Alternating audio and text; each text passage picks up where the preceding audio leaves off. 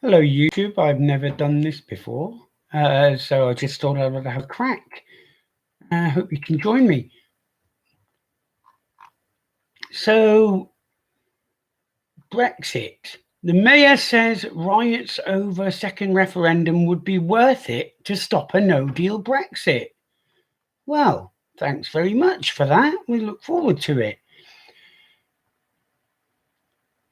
Riots as a result of a second referendum is a price worth paying for a nightmare scenario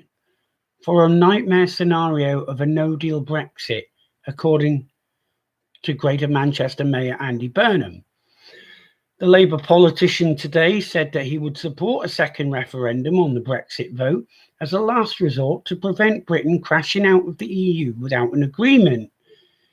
He also said, despite risks and should leave the EU could result in social unrest as well as deepening divisions in British society, he would still push for it. You nutter.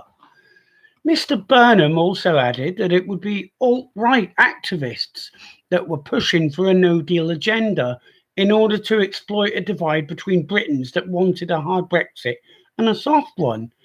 I don't think Britain cares what kind of Brexit they get, as long as they get one. He risked further infuriating Brexiteers by arguing that if Britain was heading towards a no-deal Brexit, it should be up to Brussels to cancel the March 2019 deadline to allow time for further negotiations. So you just want to push this back and push this back and push this back, do you? Thanks a bunch. Should a deal fail, Brexit should be cancelled, Mr. Burnham said. He said, I have to think seriously about what a second vote would mean on the streets of Greater Manchester. If we thought the first was bad, the second would be a whole lot worse. It won't heal divisions, but widen them. It would be angrier, create social unrest, and open up a massive opportunity for the populist far right in a way we're seeing elsewhere in Europe and the USA. Eurosceptic Mr. Burnham also said right-wingers were driving their own agenda in order to set up a clash in our communities from which they think they can profit. Despite his comments, Mr. Burnham said he did not support the People's Vote campaign, which also called for a second Brexit referendum, but said that he did support a second ballot only in the event of a no-deal Brexit. A price would undoubtedly be paid, he said, in terms of social cohesion, but it would be a necessary one to avoid the danger to people's jobs, families, and lives. And what do you think a riot's going to do? Sheesh, honestly, what a fool.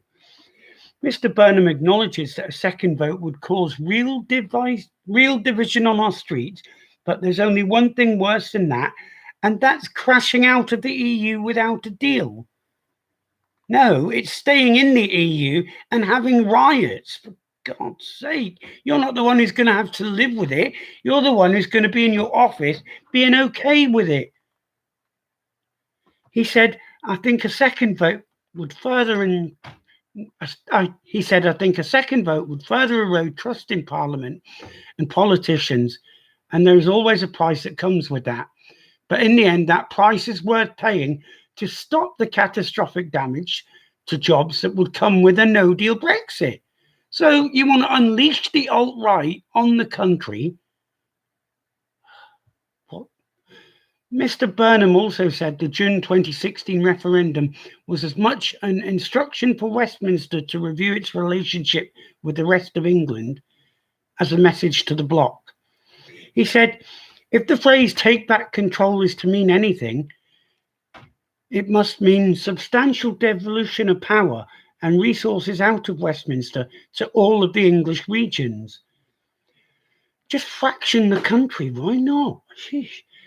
Today, Brexit Secretary Dominic Raab faced more pressure to secure a deal after being ridiculed by former Bank of England Governor Mervyn King, who condemned the government's incompetence in securing an agreement with the EU.